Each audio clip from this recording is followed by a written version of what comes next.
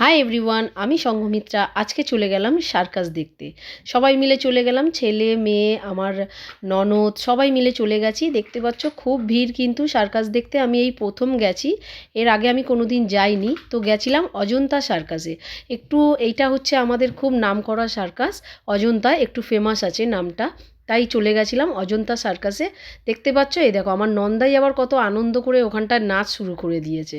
দেখতে পাচ্ছ সবাই মিলে খুব আনন্দ করেছি। আর সার্কাস কিন্তু আমি এর আগে যাইনি, এই প্রথম গেলাম। আর কত বড় জায়গা জুড়ে দেখো সার্কাসটা হয়েছিল, যে যার জায়গায় বসে পড়লাম।